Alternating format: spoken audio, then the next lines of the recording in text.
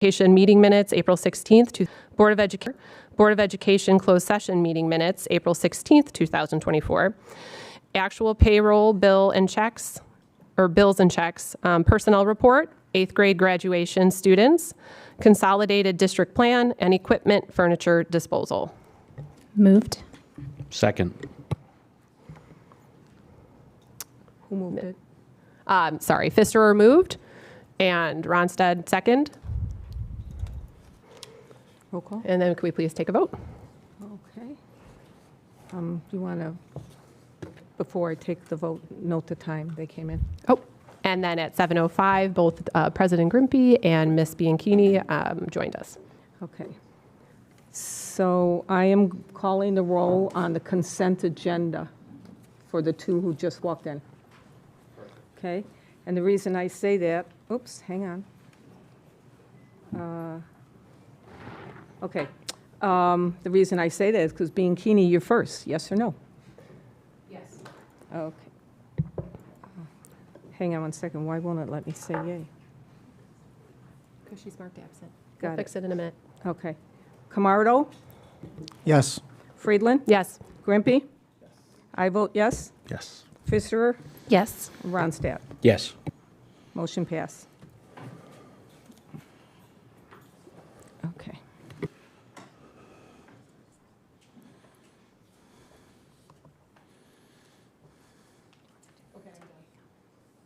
Okay. Next up is board communication. This is an open agenda item for any board member who would like to speak on anything they've attended or seen in the last month or so. So this is open to anyone who wants to add, please.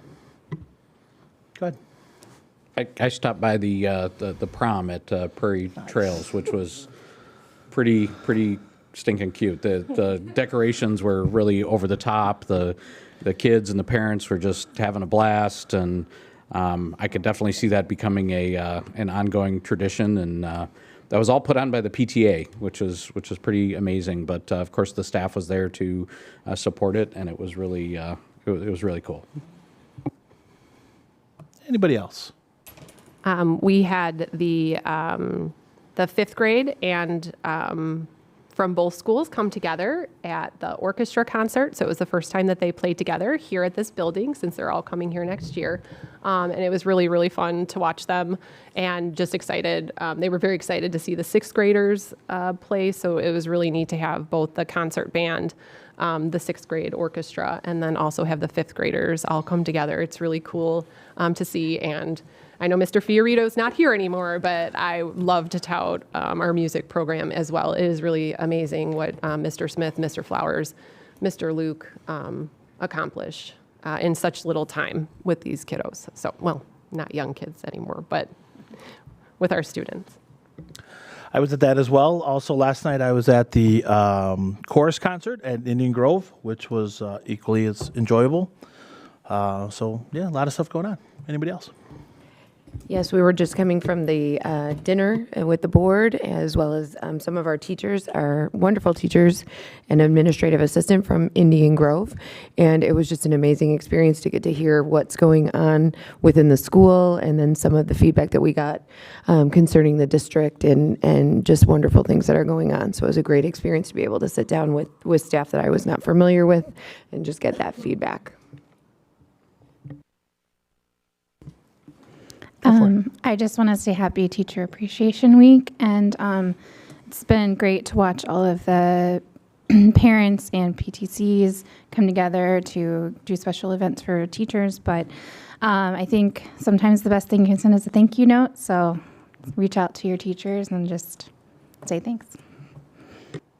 Well put. Thank you. I'm so sorry. I have one more thing. Yeah, go ahead. Not to steal, but also music sharing for 4th and 5th grade at Euclid with Mrs. Thompson, also adorable. And there was Crazy Train. I mean, who would think that that would be a song that we would be playing? But it was really, it was fun, and it was wonderful. And again, just want to say thanks. Okay, next up is the district recognition for our 7th grade AELA students. And who is covering that? Miss Ritchie's here. All right. Hi, I'm Jennifer Ritchie. Thank you for having me tonight. Thank you for having our students here tonight. I am the 7th grade AELA teacher. Every year, our accelerated language arts students compete in the state's Letters About Literature program, which is a contest that is through our Office of the Secretary of State's Office of the Book, which is actually just our state library. If you don't know that term, the Office of the Book, it's actually the state library. The contest is actually an opportunity for our students to challenge themselves to read a book or recall a book they've already read, to express to an author how this book has made them feel or think differently about the world around them or themselves. It's not the usual reader's response essay. This letter is an opportunity to dig a little deeper, connect to the emotions, and show the judges the ways in which they can connect to the story, characters, conflicts, settings, themes at a depth that are both personal and pointed. The letters that are written in November over a period of several weeks after some discovery lessons that Ms. Milos, our librarian, and I go through with the students. Students are given a chance to reflect on those books that they've read of their choice. They write to the author, whether the authors are dead or alive. There is no expectation that the authors write back, obviously. Letter writing allows for students to write differently than you would in an essay. And so it's a personal form of writing, allowing them to develop detail in their own thoughts, craft in a language that reflects their voice. Letter writing allows students to practice a very important writing skill to a targeted audience. So our middle school students' level 2 topic is books that make you think, books that make you feel. And once these letters are completed and sent off in December, Ms. Milos and I don't know whether or not we will get them back. We'll get the results back in time. Last year we didn't. So we were able to get them back. And I'm very proud of you guys tonight to have you able to receive your certificates. Not everybody was able to get a certificate, so of all of my AELA students, the following students were honorable mentions, and then we did have 2 finalists this year. So honorable mentions, if you would come up and receive your certificates, please. Harrison Albovius. Luke Albovius. Harrison, why don't you come this way? We are going to take a picture. Okay. So then we're gonna go line up in front. I know you're the first one, Harrison. Luke, come on up. Luke. Congratulations. You can go stand next to your brother. Santi Aurora, I don't know if he's here this evening. Okay. Chloe.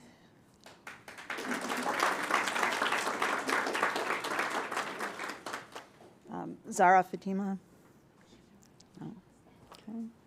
Amelia Flippick. No. Okay. Kate Getz. Kate. Okay, thanks. Sarah Gronsky. Yana Kobasa. Natalia Lewinsky. I know she was not able to make it today. Christopher Lustria. No? Okay. Ava Maitier. Thank you.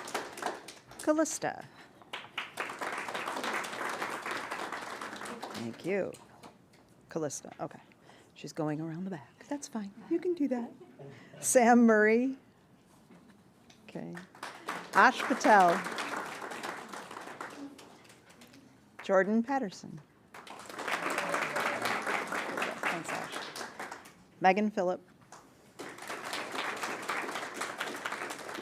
you go. Nolan Pligsa. Andy? No Andy tonight? Kenan Sisek. Linnea.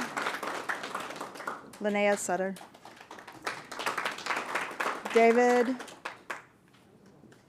Matanovich? No? Okay. Sylvia Yee. Haley Yu. Oh, Haley? Okay. And our two finalists this year were Jonathan Getz and Ariana Varghese. Congratulations. You guys did great. I'm really proud of you.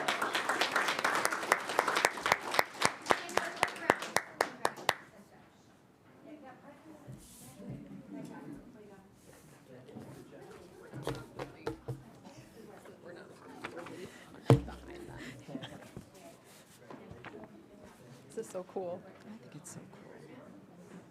I was really sad we didn't get to do it with the 8th graders this year that got their certificates in September. I was like, it's never. Thank you. Thank you for all you do too. I was like, it's a great option. Hey, Belle. Nice presentation, thank you. If anybody wants to take pictures, yeah. Right, I'm trying to get out of the way for people to just take pictures.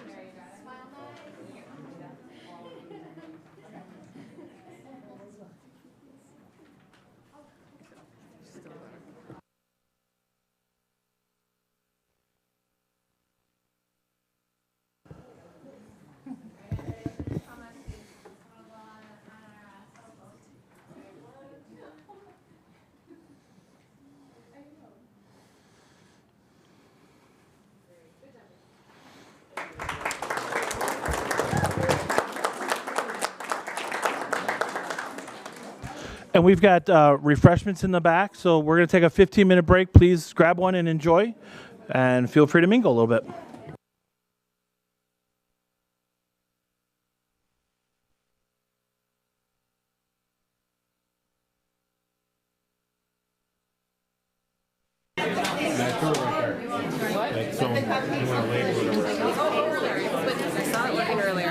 I saw it working earlier. If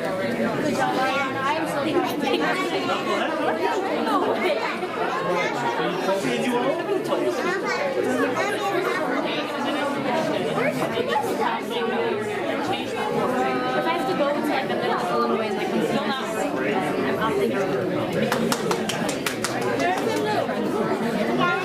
I don't even take a picture of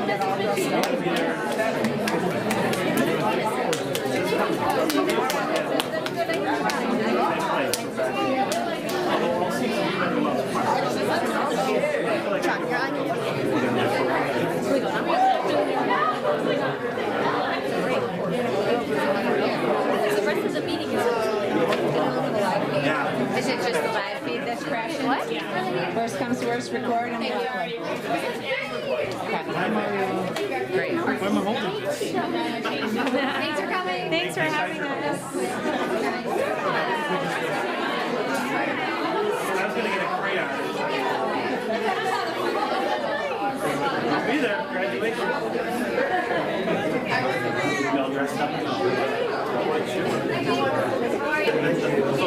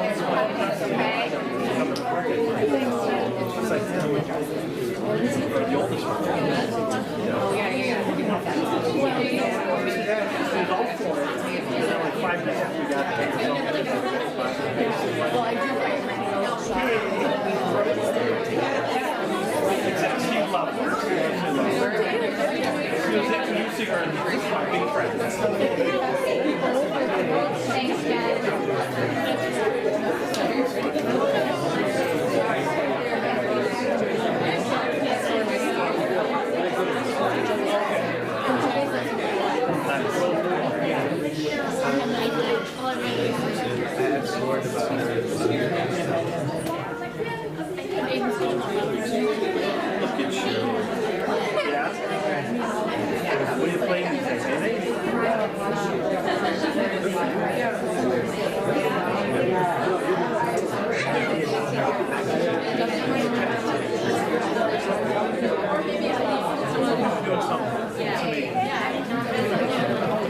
Still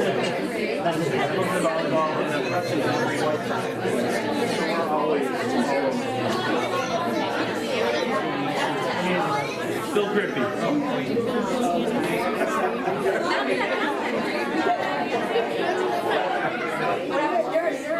No, is it possible that you'll unsign that?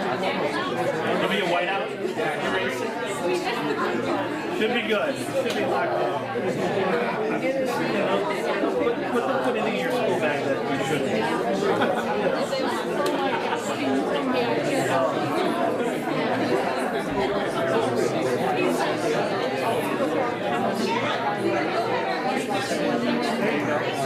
Never knew what the soccer field was good.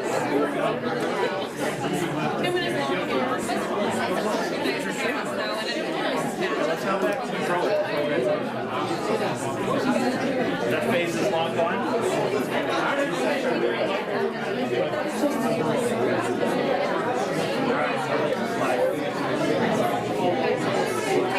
Let me go get ready for the rest of the meeting. See you guys.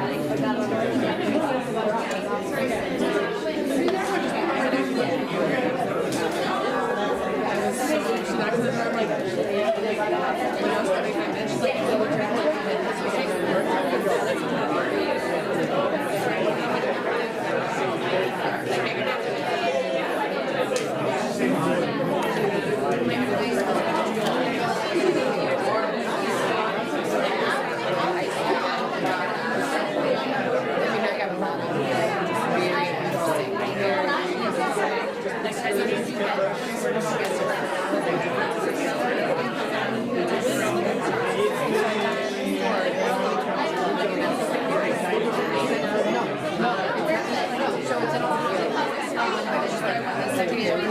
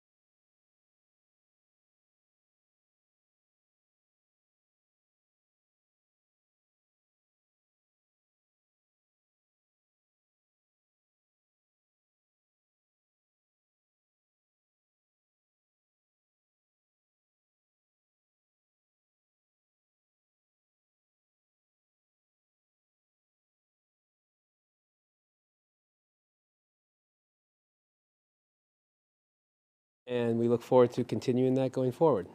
So thank you. Next up is visitors' comments. Any visitors are welcome to approach the board with their question and/or comment.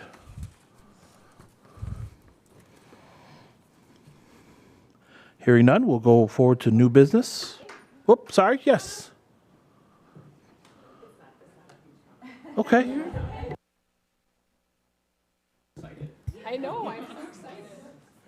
No, I just wanted to say thank you for taking the time to acknowledge the accomplishments, the academic accomplishments of the students. I thought that was very nice. And I sometimes feel like I don't see that enough in the schools. So it's really nice to do that. As I see a lot of accolades for different things, for sports, et cetera, but it's nice to see academics awarded, recognized as well. Yeah.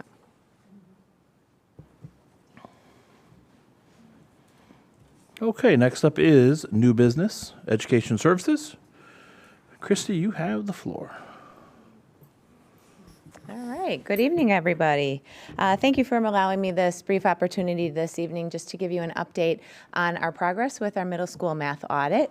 We are right in the thick of making some really important decisions. I would like to bring a recommendation to the board for approval at our June meeting, hence the purpose for coming this evening with some information as we're closing in on the final legs of this investigation and this study. It's been a great year of working with the middle school math team. So as I said, tonight I'm here to update you, just tell you a little bit about the process, our timeline that we've been following, and some potential costs that you should expect to see coming through next month. This year we've done a comprehensive audit of our middle school math curriculum, including both our on-level math curriculum and our advanced curriculum. As a goal with every audit, we are seeking the opportunity to enhance the quality of our math instruction across the district. We're very, very proud of the work that our teachers and our students do in our math department, and we want to make sure that they have all the tools that they need in order to continue that high level of success. This process was collaborative between our math team, curriculum specialists, getting feedback from our student stakeholders as we tried and experimented with some different materials from some different publishers. We did some thorough evaluations of our existing materials, our instructional methodologies, and looked very closely at our students' performance data as we were making these decisions and formulating our next steps. So how did this process play out over the course of the school year? We started out in the fall bringing together a math pilot team at the middle school, which can be very challenging considering we have 9 math teachers.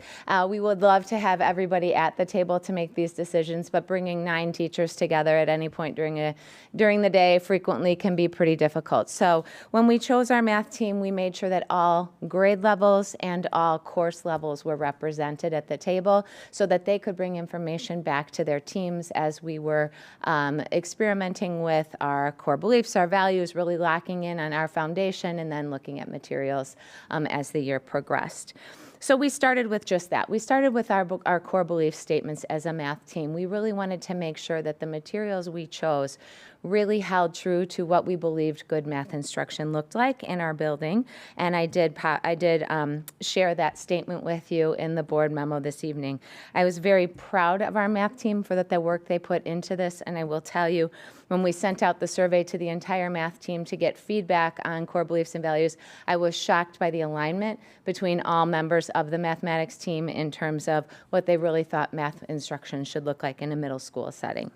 Our step 2 was to evaluate our current materials. It was actually a hard process for me to step into this year, auditing our materials, because our math results are simply fantastic in this building. Our teachers work very, very hard. Our students work exceptionally hard, and the results we get are very good. However, we did have some materials, especially the materials we were using in our advanced classes, that are getting very old and no longer supported technologically, and a lot of the content in our materials was becoming significantly outdated. Vocabulary that was being used in the book was no longer familiar to students, making it very hard for them to connect to real-life situations, which is what we want them to do with mathematics. So in that, we really found that while our materials, for the most part, were aligned to standards, that lack of relevancy to life and to situations that kids experience really pushed us to start looking at some new materials for instruction. So that led us into investigating materials that were out there for middle school math. The team very thoroughly investigated 3 sets of materials, one from Houghton Mifflin Harcourt, one from Eureka Squared, and one from Illustrative Math. We started with a paper review of materials using a rubric that we had agreed upon to evaluate the materials, and from those 3 we narrowed it. We met with all the publishers to make sure that we understood the materials, and from there we narrowed down to 2 materials. And the team started looking very closely at the Eureka Squared curriculum for middle school, as well as the Illustrative Math curriculum for middle school. At that time, the teacher said, we need to bring the publishers back. We have more questions. So we brought the publishers back again, and they walked through the materials, they walked through the platforms for us, and they basically opened up access to all of our teachers in order to explore, try some lessons, see how they worked with their students over the course of a 4-week period. And then the teacher said again, hey, we would like to talk to them again. We have more questions. This is a very thorough team.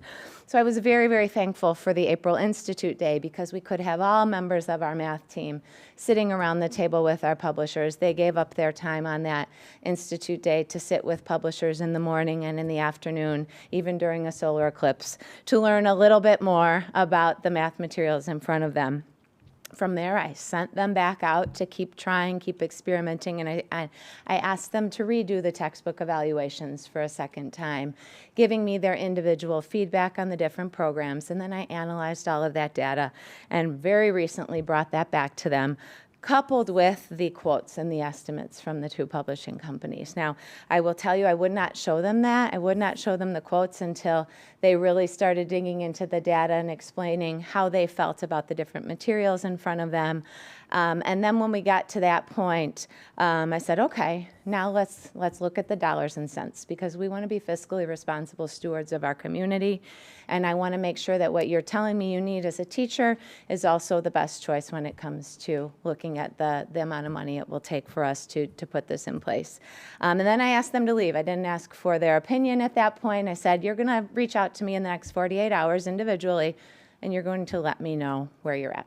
So that's where we are right now. I've received feedback from the teachers, but I'm not done digging. So over the course of the last several days, I've been reaching out to districts who have recently implemented both of these different curricular programs in their middle school settings. What I'm trying to find out right now is I want to learn, how did implementation look? What were the bumps in the road? What was expected? What was unexpected? What have you seen in your first year or 2 in terms of academic results for your students? What are you hearing from your teachers? And I'm in that data gathering process right now. From there, I want to put all that information together to bring a formal recommendation to the board in June. So what will be next really is coming to that final decision, sharing that with the teachers, making sure we're all on the same page, bringing you a rationale as to why we think this is the best place to go, laying out our transition plan. What does it look like for our students moving from elementary to middle school? What does the transition look like for our accelerated programs? What's our professional development plan? And then how are we going to monitor and evaluate in our first year of rollout? So that's what I wanted to bring to you this evening, just share these pieces with you and see if you had any questions at this point in the process. Anybody have any questions? The only comment that I want to make, and we've discussed it briefly earlier, when you do come to your final recommendation, could you please just make sure that you cover for the board the transition for our current 5th graders into 6th grade when we know which program we're going to go with? Absolutely. Yep. Thank you. Sure. Anybody else have a question or comment? I just want to thank you and your team for all the due diligence that goes into this. This is the foundation for what we're, instructing the kids on, and it's super important to get this right. Right. Thank you. Okay. Great Thank you. job. Thank you.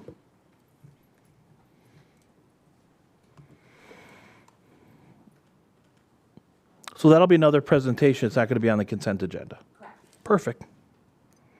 Next up is business services, administration and superintendent and support staff compensation for 24-25. Lyndall, are you up? Yes. So the recommendation to the board for the administrative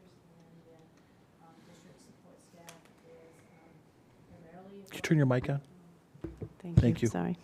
Okay, the recommendation to the board for the administrators and the district support staff is primarily a 4% increase, which is in line with what the teachers and the other staff are getting this next year.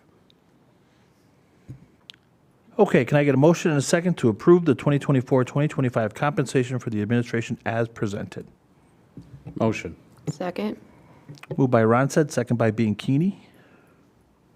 Any comments or questions? I just think a big comment is that when these are developed, a lot of different components are taken into consideration. And so I just want our public to know that they're not kind of just willy-nilly.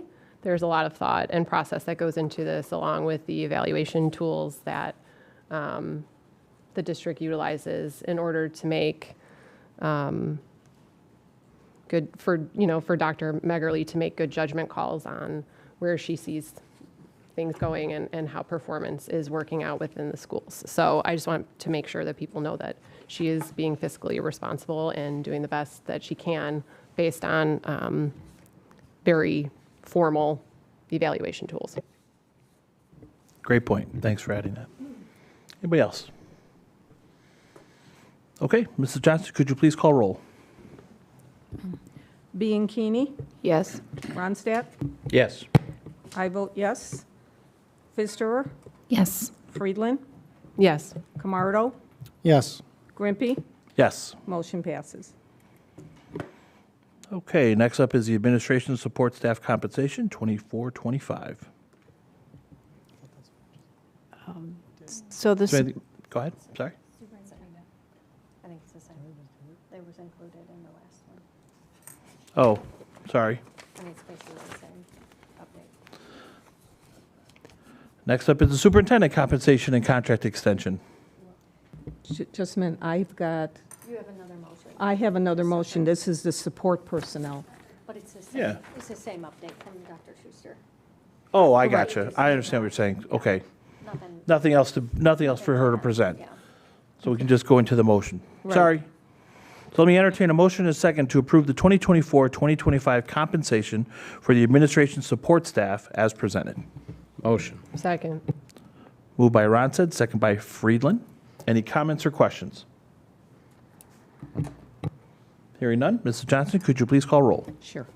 I vote yes. Camardo, Yes. Friedland, Yes. Ronstadt, Yes. Bianchini, Yes. Grimpy, Yes. and Pfisterer. Yes. Motion carries. All right, now we're all on the same page. Or I'm on the same page. Sorry about that. Next up, superintendent compensation and contract extension. There's nothing to present? No, Okay, so let me, covered it. yeah, no doubt, absolutely. So let me entertain a motion in a second, having found Dr. Meggerly has met the goals and indicators of student performance and academic improvement in her current contract. The board approves a 5% salary increase for 2024-2025 and extend Dr. Meggerly's contract through June 30th, 2027. Motion. Second. Moved by Ronstadt, second by Friedland. Any comments or questions? Yeah, I will not be voting for this, not because I don't like you. I think you're doing a great job. I just didn't like the parameters of how this all came about. I want to say thank you for all the work that you've done, and we are very excited to retain you for another full 3 years, and excited. Anybody else? Okay, Mrs. Johnson, could you please call roll? Sure. Pfisterer, Yes. Bianchini, Yes. Friedland, Yes. Grimpy, Yes. Camardo, Yes. Ronstadt, Yes. and I vote no. Motion carries. And next up are the committee reports. Policy Committee is up first. Mrs. Friedland, you are the chair. I was so thrown off from my earlier play at president. I forgot You're a that good stunt double, though. Somebody's got to. I think she's better looking. Ooh. Wow, we're getting sassy in this board meeting. No, so a lot of the updates for our policy had to deal with Title IX, and it was a lot of language that were, it was finally, you said it was just approved 2 weeks ago, where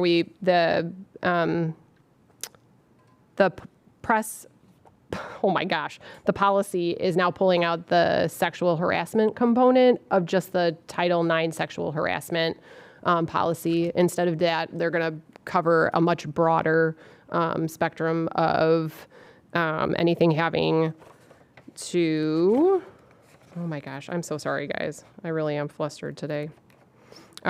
It's components that have to deal with any type of discrimination, whether that be for race, gender, sexuality, any type of identity pieces and components, that's now going to be covered. There still is a sexual harassment piece under one of the policies, but that's just in specific for filing a grievance for that particular item. So it is expanding to include more information. The other piece that we talked about were our fund balances, and how that is going to be left to the Finance Committee and Mr. Berry or Dr. Schuster. We had the thank you, the position paper. I'm losing all my words. The position paper that kind of designates the 50 to 55% and how much we have to maintain in terms of fund balances, but that is actually not in our policy. So we just want to make sure that that information doesn't get lost with your transition. And then the majority of the other pieces were updates. The only other big one was staff development, and that's going to be reviewed by Dr. Megerly and her team over the summer to make sure that we're set up and ready to go for continuing education and professional development for our staff members. And then we talked about... I was just going to, there's one new policy. I don't have it in front of me, but there's a brand new policy also in there. The first one, literally. So... the first one that we addressed. Sorry, we are going to have a new read for the Title IX grievance procedure. That's, oh, nope, sorry. My gosh, guys, I am so sorry. I know, I have it right here, literally.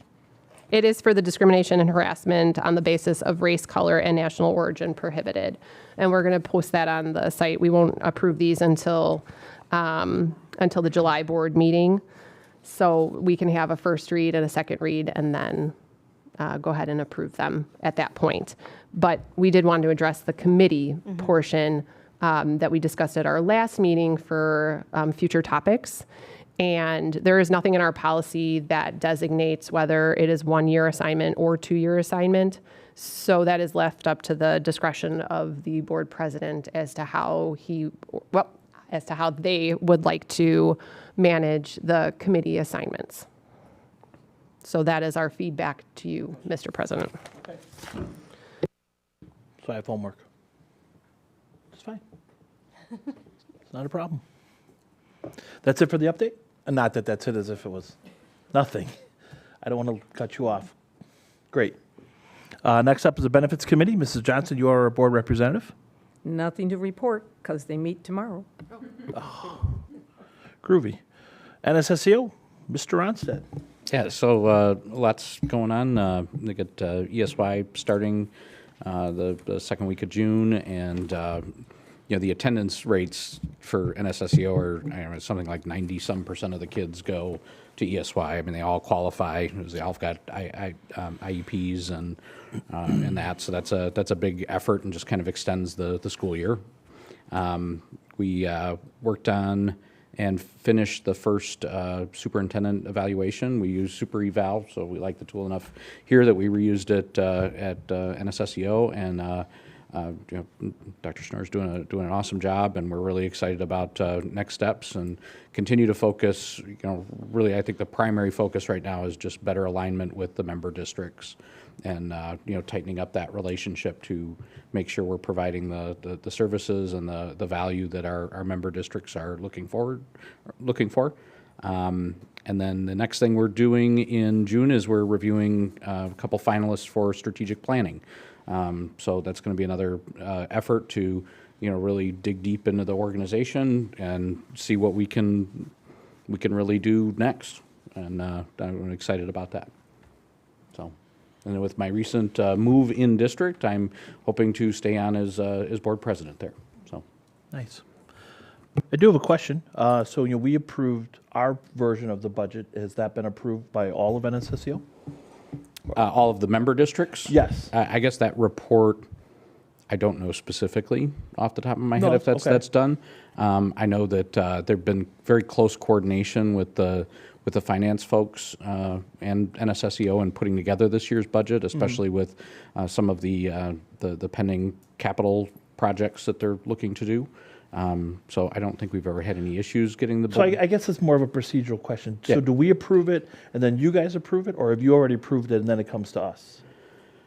Oh boy, I would probably say that. So the NSSEO budget is done rather early. Sure. Because it needs to be communicated to the boards and then incorporated into the member districts' budgets. So I think we approve the submitting of that. I don't know, to answer your question though, if we approve the approvals of the budget. I think we've already kind of approved the budget as a Okay. whole. That's kind of what I thought. Yeah, and then it comes back. But it does, the budget,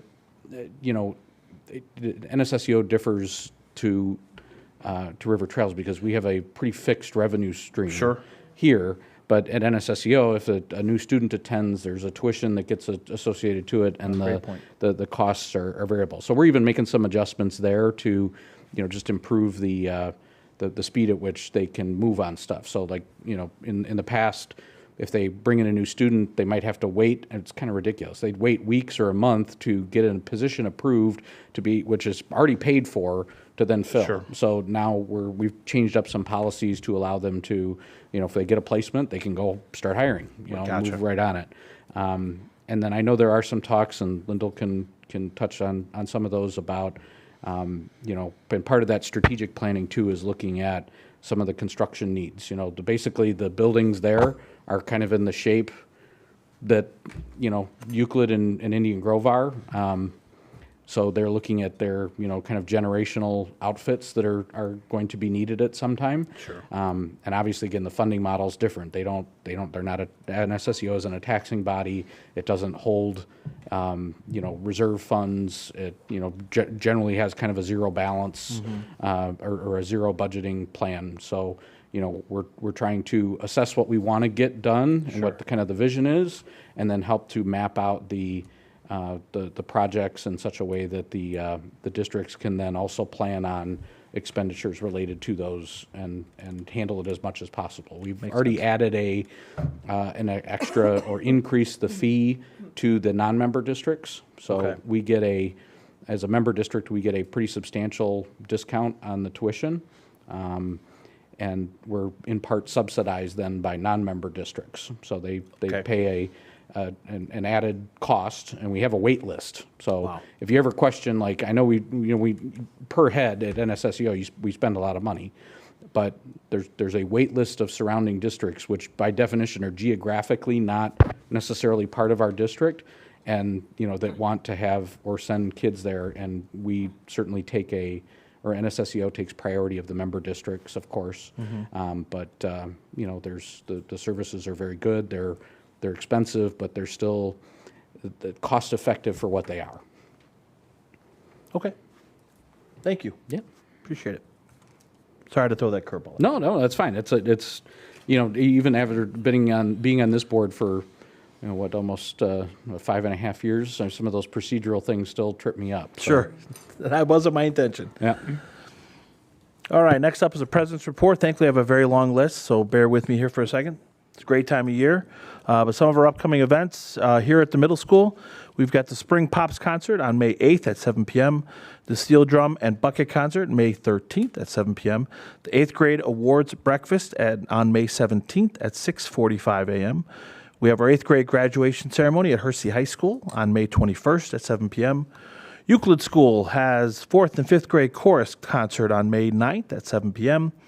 Field Day, May 17th, that's all day. Fifth grade Soar Up, May 24th at 10 a.m. Indian Grove has their fifth grade celebration or Soar Up on May 25th as well, 4th as well at 9:30 a.m. And then important board meeting dates. Our Operations Committee is meeting on May 28th at 6 p.m. at the Prairie Trails meeting room. The Finance Committee is going to meet on June 11th at 6 p.m. here at the middle school. Our next board meeting will also be on June 11th at 7 p.m. here at the middle school. And then some district news. It's Teachers Staff Appreciation Week, so email your favorite teachers. It's this week, May 6th through the 10th. Communication Specialist Day for Stephanie is on Friday, May 10th. RTEF Flower Pre-Order Pickup Day is here at the middle school, May 11th between 9 and 11 a.m. Our end of the year celebration is at 4:30 at Rob Roy Country Club on May 14th. That's for our retirees and milestone teachers. We have our day with the Chicago Dogs on May 19th. Get your tickets now. And then the last day of school is on May 24th. That is an early release day. Whew. And then next month we won't have anything. Sorry, I just have one question. Yeah. The Finance Committee, Yes. Talk to me, is it Goose. the 11th? June 11th at 6. What did I say? But no, it was the 11th, but I thought I'm we were gonna bring moving that it to up. the 17th. Okay, sorry, Yeah. I skipped ahead. That's okay. Okay. No. Anything else? Next up is the superintendent's report. Jody, you have the floor. Okay, so actually, we'll talk about board meetings. In my Friday update, I had added, proposing adding a June 25th board meeting with the finance meeting the week before. And really, that will allow Lyndall a little bit extra time, but it gives opportunity for the board to approve everything that needs to be done before Lyndall's departure, but also gives her a little bit extra time to really tie up the budget projections moving forward so that they're in a really good place before she leaves. Lyndall, do you have anything to add to that? It also gives us some time on the construction analysis too after the operations committee meeting, and we're kind of waiting on the DOE to hear about final financing for our microgrid grant. Do you think we'll know by then? It's supposed to be by the end of June, so that's getting close to the end of June.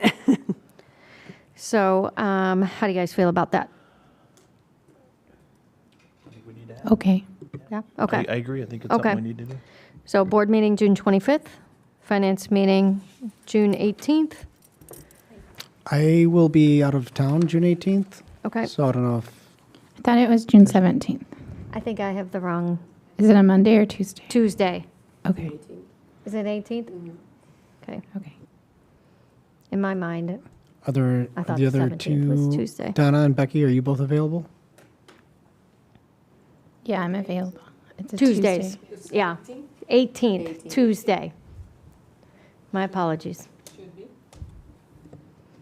You back from Florida? I don't want to get too personal. I just know you're going. Yeah, I'll be back from vacation by then. Okay, good.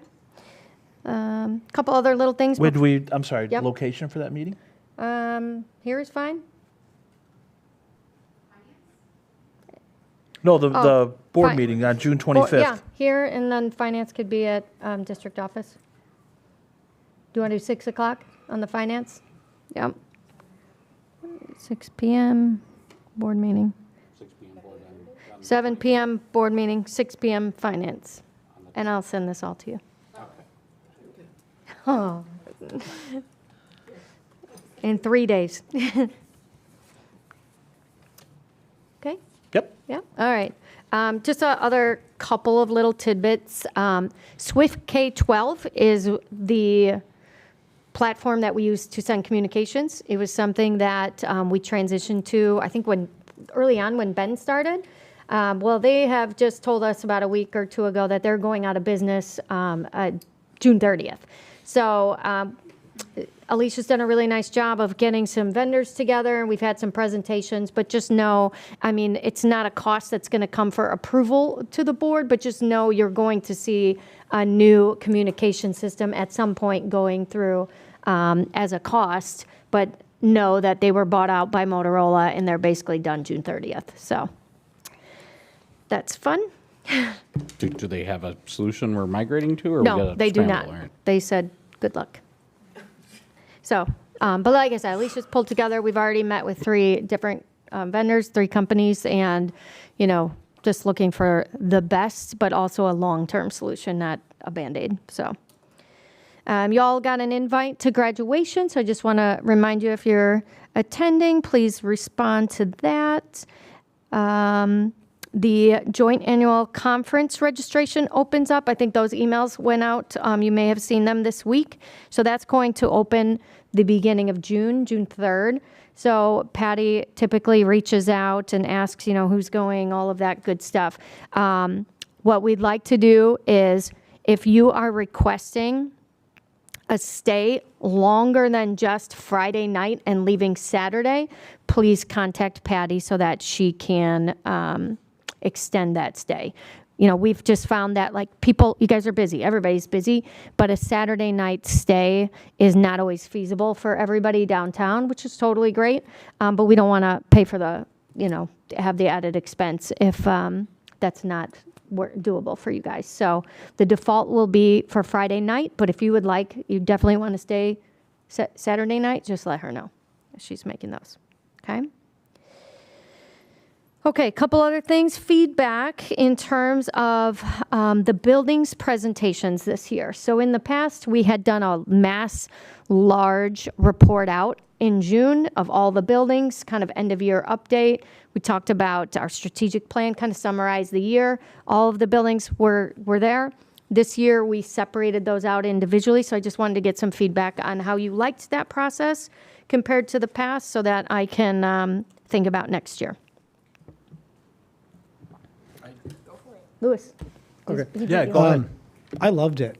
I thought this version was much better because we got such a more in-depth analysis as to what's going on in each building. I particularly liked Mr. Timmons and Mrs. Daly's presentations a lot. I feel like I learned a lot. I think from Mr. Timmons, I said I was in a PhD class on. You were being educated. Yeah, it was great. So I would definitely support that same presentation model of one per month as opposed to just a big mash summary at the end of the year.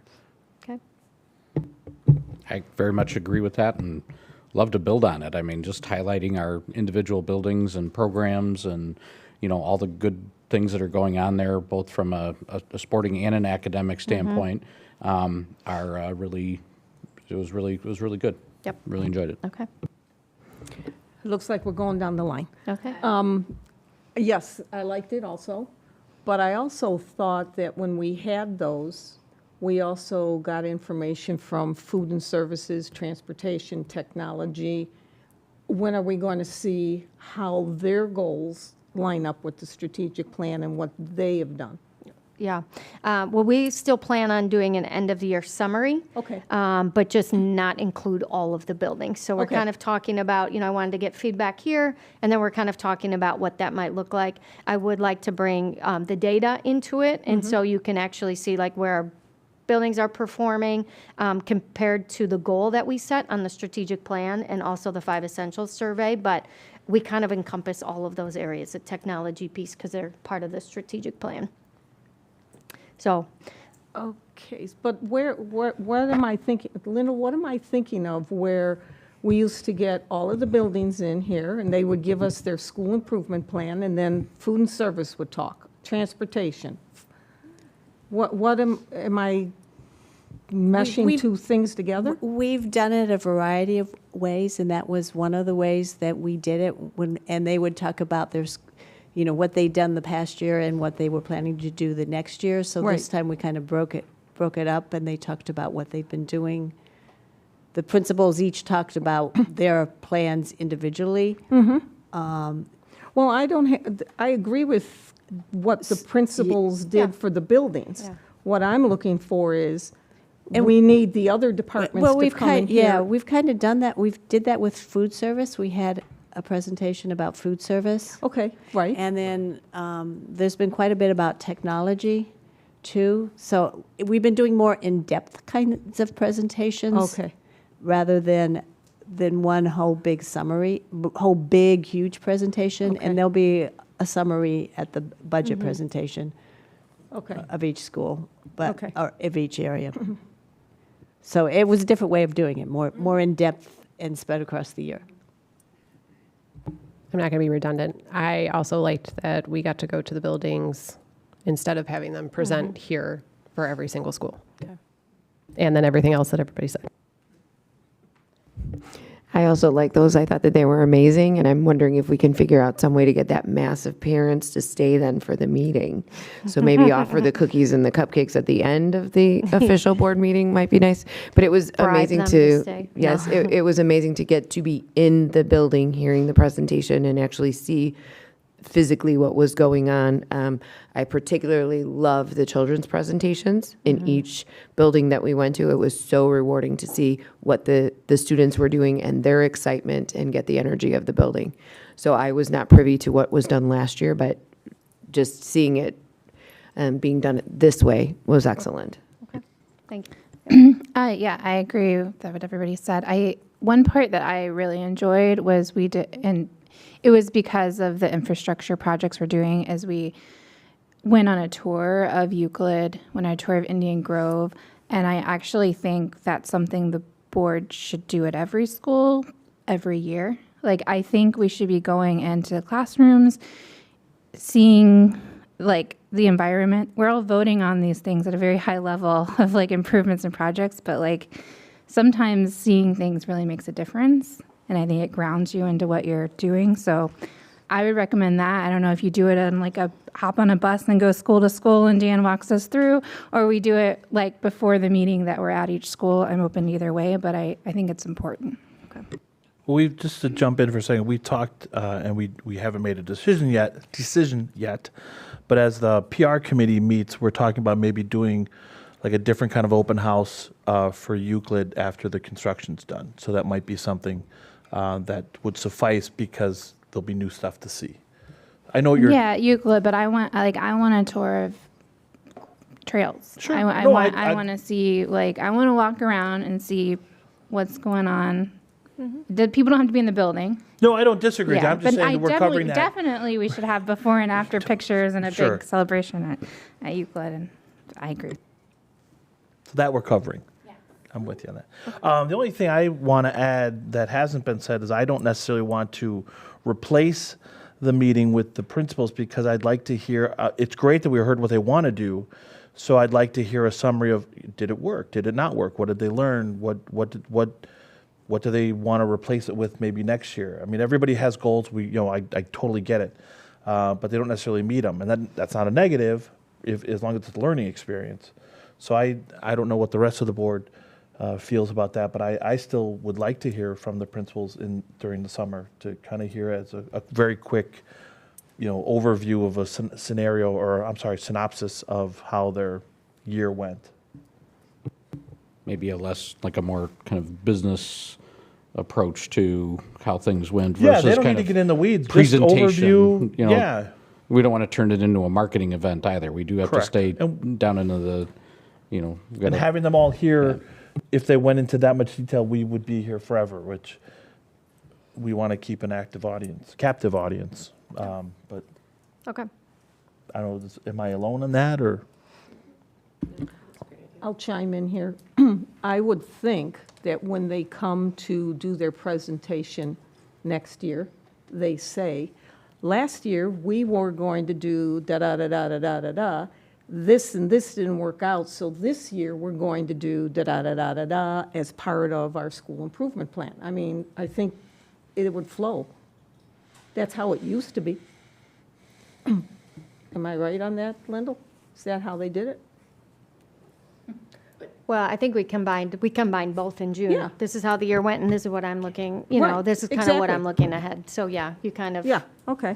Yeah, I agree, they should well- report back what worked and what didn't. Yeah. But then to Bill's point, I think at the end of the year, if we're talking during the summer communication, if I'm understanding you right, that's fresh in their mind from what was going on, and then looking towards the new year rather than getting into the new year, having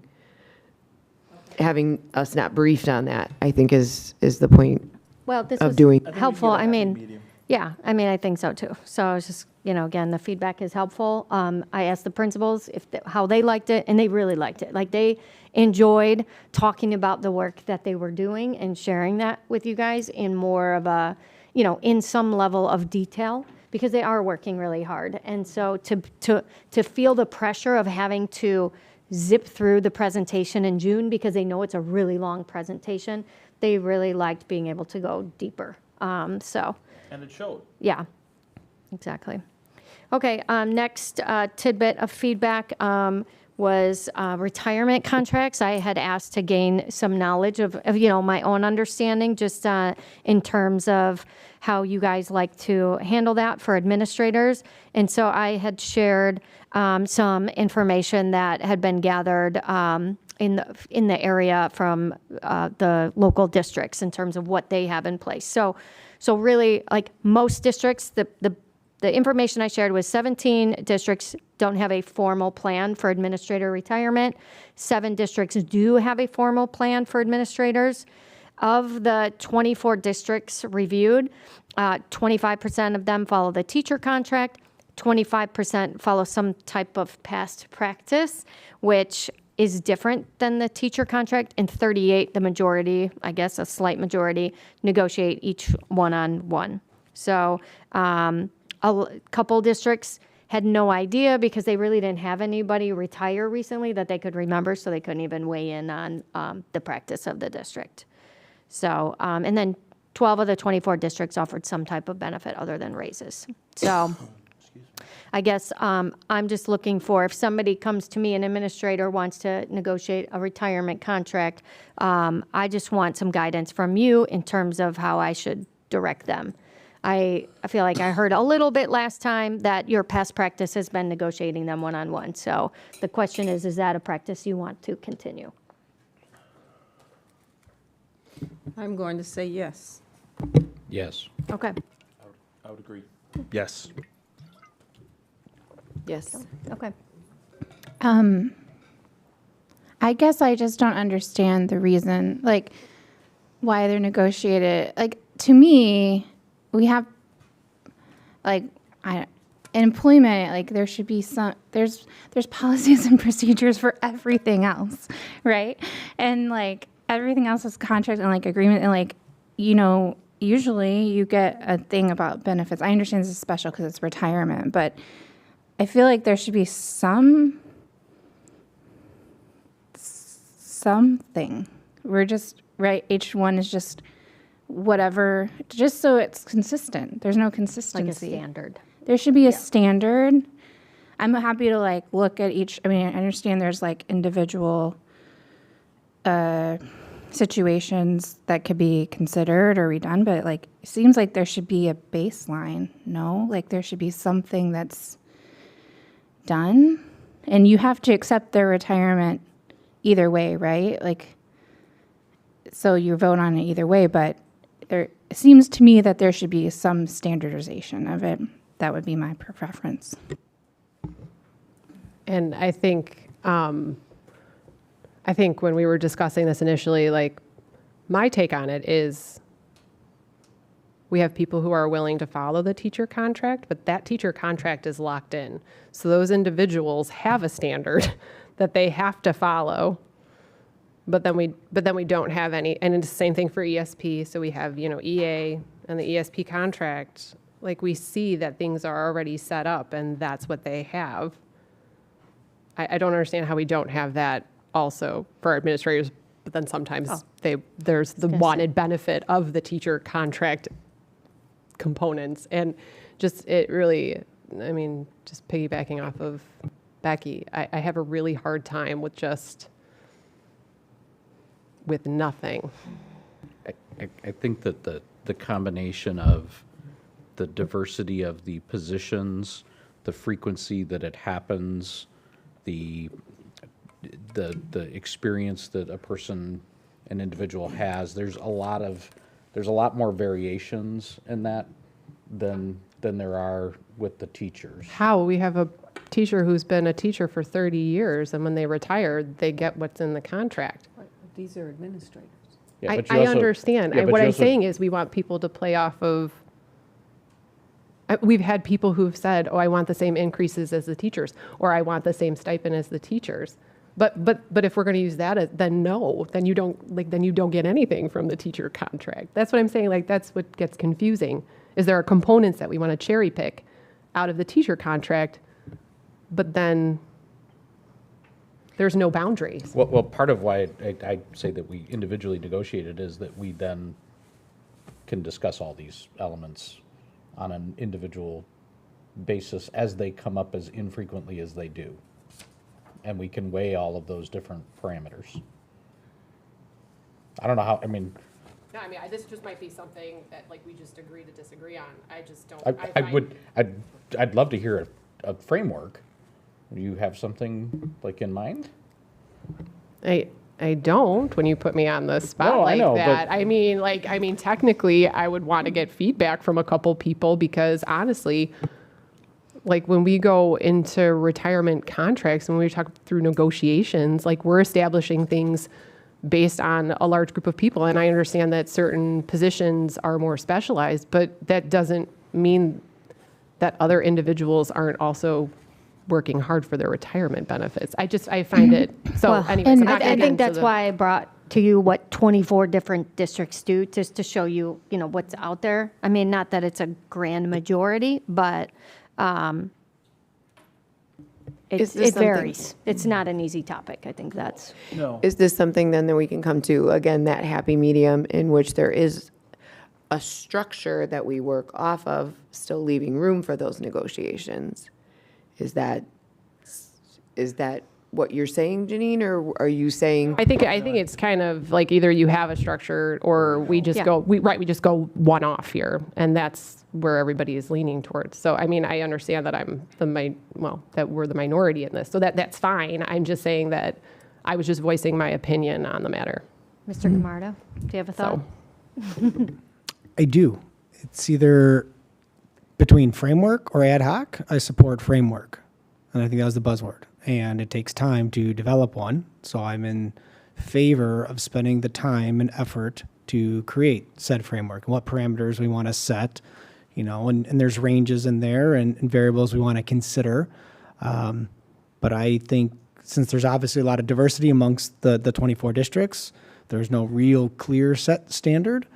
And so to choose a direction to go forward with, I would support we as a current board come up with a framework that we want to put in place and determine what those metrics and rubrics are inside of the framework to apply to all administrators, current and future hires.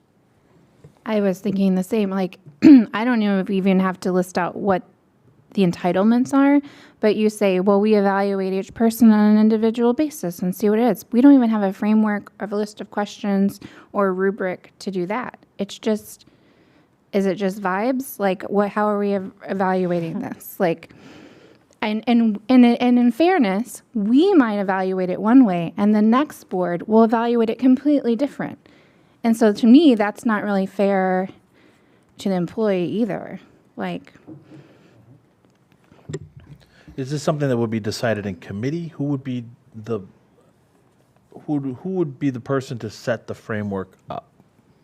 Well, I'm happy to propose something, which is why, because it's going to come to me first. And so I need to know, do I just pass it on to you guys to deal with? Or do I kick it back to whoever is the requesting administrator to follow these parameters? Because I know that's what you're comfortable with. Okay, so let me go back to the question was, do we want one-on-one contracts, or do we want a standard? And I thought I heard 4 people here at the table say they want one-on-one. I thought I did, but then I thought I heard somebody No. change their mind. Kim, did you change your mind? It wasn't that I changed my mind. I was giving an alternate suggestion, thinking that we could try to come somewhere in the middle. But it was more trying to clarify what Janine was saying. Okay. So no, I have not. Okay. So one-on-one? So you got 4 one-on-ones. Okay.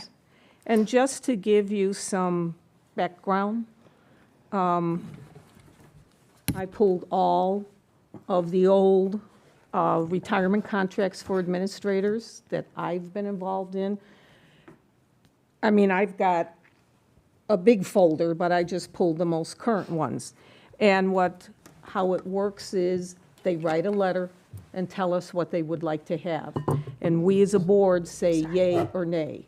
And the, one person put, 4 requests, and we only gave that person one of the 4. And we as a board said no on the other ones. And the Lindell, when they do the requests, Lindell usually does a spreadsheet on what it's going to cost us. And that's how we as a board decide. What can we afford? How many years' experience they were here? What did they do while they were here? How valuable were they to us? Okay? That's how we did it. But is it all or nothing, or is it a negotiation? It's a Where we could negotiation. say, It's more of a like, negotiation. your point 2 we like, but we don't like this percentage. Correct. Okay. Correct. Can I ask another clarification? So it's amazing, like you have this knowledge, and when you're evaluating, do you say this person asked for this in your mind, but this person, we gave them this? Like, are you comparing what you did? Because, I mean, it's fair to do that, but unless there's a shared place where all of this information is, I don't know that. Future board members don't know that. You see what I'm saying? Like, Yep. I have no place to start in my mind with what's fair and what's not fair, because I don't know. There's nowhere that lives where those contracts are. What it really, I mean, what could solve that on some level is standardizing the administrator contracts more so than they are. I know, but that even is negotiated. When somebody comes in, depending on their level, they have their own attorney sometimes. Correct. And they are literally negotiating out points with them, with the board members at that time. So it's really, I'd love to do it. I just don't see it as But aren't they practically negotiating off of a standard offer that you we would first think present to the them? state of Illinois, every superintendent's contract, like even, sorry, Jody, your contract has been carried forward for River Trails contracts for decades. Same thing's true with NSSEO. Same thing's true with every district. There is no standardized template. It's kind of ridiculous. Every school district literally does its own No, thing. I'm saying within River Trails, aren't we giving a kind of standardized offer template to each administrator within our own district? And then they can come back and negotiate things, but at least we're starting from a common point. Yes and no. Unfortunately, that's the best answer. That's not a clear answer. There is kind of a starting point, but then depending on the individual and the role and the experience and whatever, there are a lot of customizations there. I will say they're mostly similar, besides for the salary point. Mostly. Like your Oh, yeah, vacation, I your mean, the vacation salary days would are. change based on the Right, positions. so right. No, that's- that I understand. I'm just saying, but like, it's mostly, the vacation days are fairly standard, the personal days are fairly standard, how you pay into TRS is fairly standard. So all of those components are fairly standard, besides for the salary. I mean, But it's still. Jody's contract is an exception. Right, but we're talking about every other administrator other than the superintendent for the sake of this conversation, right? Well, could we get back on topic about the retirement contracts? Or? Yeah. Okay. So I'm just trying to like say, tying it back, because I think Robert's saying like or maybe Becky just said it, if the retirement piece was a part of the initial contract, that framework You will that we were- always negotiate a retirement contract. So it won't ever, most likely, you're not going to hire somebody with an initial contract also going to be their retirement contract. It will be they will have to ask for I want to retire in this year, and this is my retirement contract. So it should always be anew. I mean, I don't know if I would hire somebody if they're going to retire in 2 years. Like, Because I think the hard part, like, let's take like Ryan Barry, who will be coming on.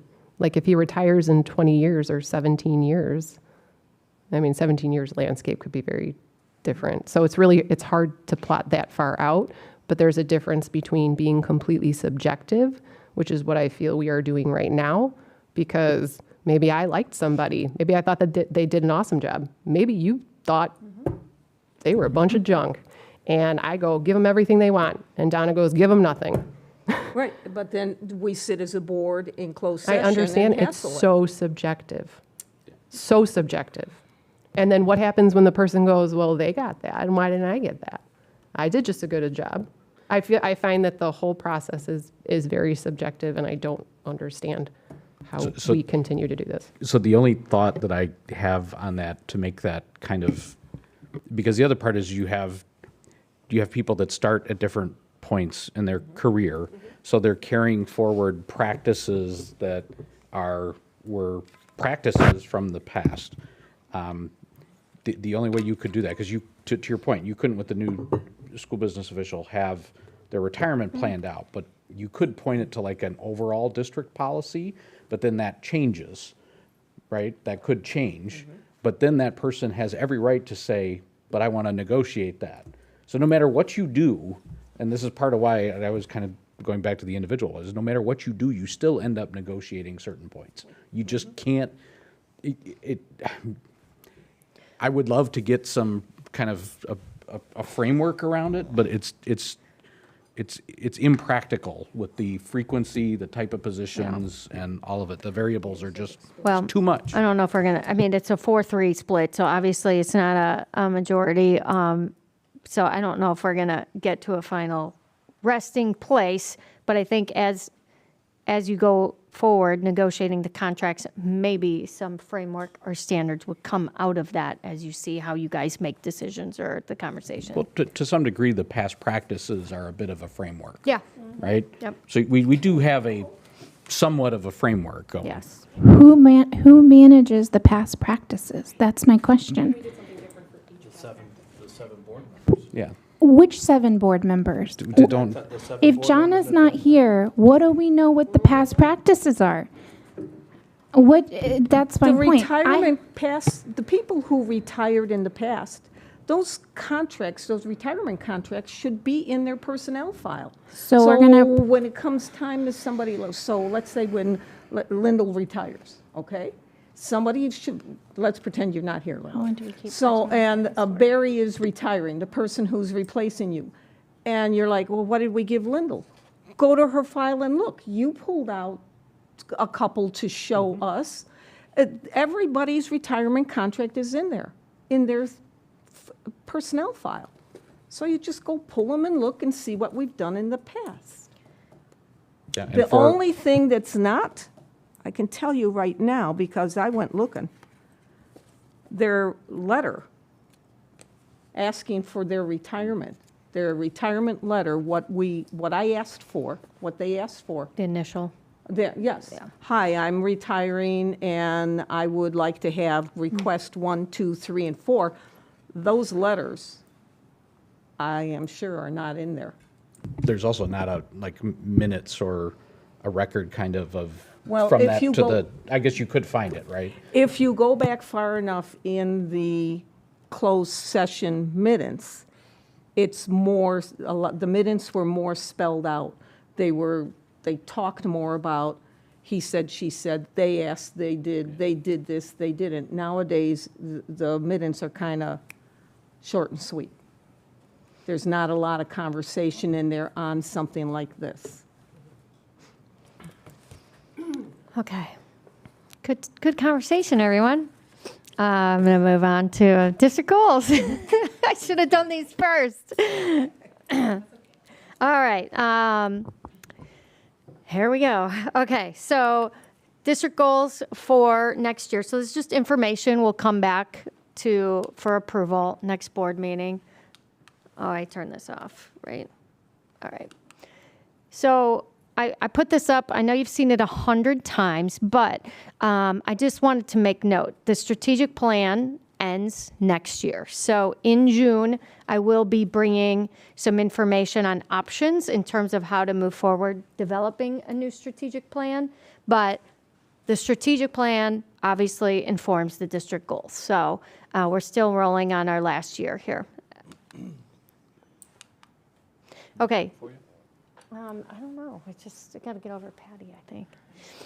So I think this image really accurately represents the work that we've done over the course of the last couple of years. So our strategic plan, we've been in for 4 years. So coming out of COVID, we really dug into the work of the district. And that phase 1 a couple of years ago was really more awareness. These are the goals from 22-23, but it was professional development. It was experimenting. It was being very deliberate about some of the work in these separate buckets. So when I say that it was more of awareness and experience, it was learning about adaptive schools, getting the professional development. How do we implement some of this work in our everyday actions? Then phase 2 last year was really taking that work from phase 1 and then expanding it across the building in different areas and just going deeper in some of the work that we had explored in phase 1. And then this last phase, this last year of the strategic plan is really, I would call consolidation. It's bridging everything. It's bringing everything together. And so when I look at the goals, we were very specific and very deliberate a few years ago. We did more application and we narrowed the focus last year. And then going into this phase 3, it's really one goal and now systems, like systematizing the work and making it part of our everyday actions rather than separating the work into these buckets. It's all coming together now. So it's really consolidation. So the big goal going into next year is written there, simultaneously strengthening and anchoring our existing practices into standard organizational systems while addressing lagging or missing components in order to drive student growth. So now systems becomes really the driving force of the work rather than the work in the individual buckets, if that makes sense. So it's kind of flipped. So my non-negotiables that what I'm really looking for, what does that mean? It's using this ongoing application and use of research-based practices. So research-based practices is really how we collaborate, our instructional practices, our SEL approach, our equity approach. It's all of those good research-based practices that we've been studying and digging into the last few years. I'm looking and expecting a formalized plan to assess, monitor, and shape the head-ready and heart-ready instructional practices. So how are we checking and monitoring that these plans are actually, happening throughout the building? Using data to guide decisions, it's kind of a no-brainer, but we've spent a lot of time spending time digging into our data and then making good decisions based on that data. And then the organizational leadership skills to facilitate growth and change. So moving buildings forward, making sure that we are facilitating the growth of our kids, the growth of our teachers, and the change that we want to see happen. And then the next few slides really just kind of outline, like, what does that actually mean in the buildings in the district? Like, what is the evidence that I will use to know if we're meeting some of these non-negotiables? So my plan is to continue to work on this evidence with the building principals as we roll into summer. But what I did last year was I had a pre-meeting with each building in June. After it said, here are the district goals. What are you thinking? Like, where you ended up, it was kind of like the question that was presented earlier. Knowing where you ended last year, where are you headed next year? This is what I'm looking for. And so we have this preliminary discussion in June. Like, the school year just got out. This is new. And so they kind of toss around what they're thinking and what their direction is. Then they have all summer to kind of roll that around in their mind and think about how to launch that in their building. And then in August, I met with them all again individually and said, all right, where are you at? What are you thinking? And at that point, it's obviously more solidified. Like they're ready to launch with their buildings. And I did that last year, and I found that to be a really great process of dialoguing about evidence, where are you headed and what's reasonable. Some building principals, like, they want to hit everything. It's like, guys, that's too much. We want to do a good job. We want to systematize the work. We don't want to just do a lot of stuff. So that's kind of like the next steps after the district goals are approved, is to kind of, dig into that a little bit more with the buildings. But I feel like these areas provide some autonomy for buildings. Like, it helps them build from where they are. And then it gives them some autonomy if they're not exactly in the same place. I'm still looking for research-based instructional strategies, but you may be in a different place than, the elementary or Prairie Trails may be in a different place or different focus area than the middle school.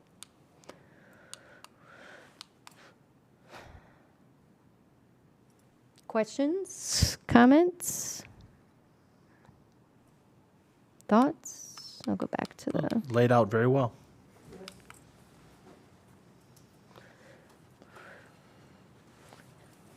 Yeah, okay. I think it's great. Well, great. I impressive. appreciate all your focus on specifically using firm procedures in place to evaluate and assess, and sharing that communication with us is extremely helpful. Well, yeah, and I think, when the buildings presented, you saw them use the structure of then how their work was taken from here. So as we continue that same or similar format, you'll see the same type of system, same type of format. So hopefully it all kind of like brings it together for you. I mean, there were multiple board members who, wanted the district goals to go back to more academic, and this certainly did that. I thought you accomplished that fantastically.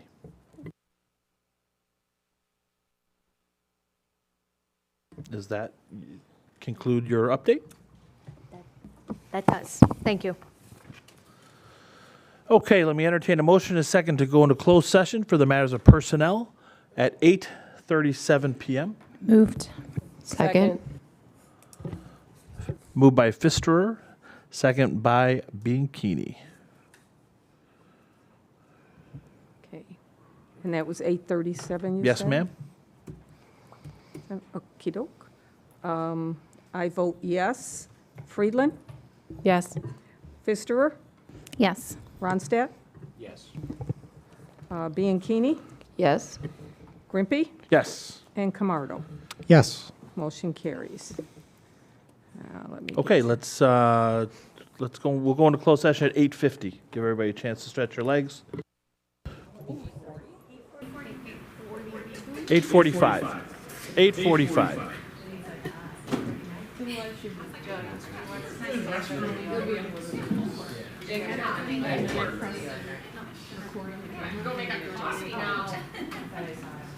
See, now I turn the recording off. So I don't know. Alan, we're gonna look at it tomorrow. Go to the office. Yeah, no problem. How are you? We were back at Energy. We have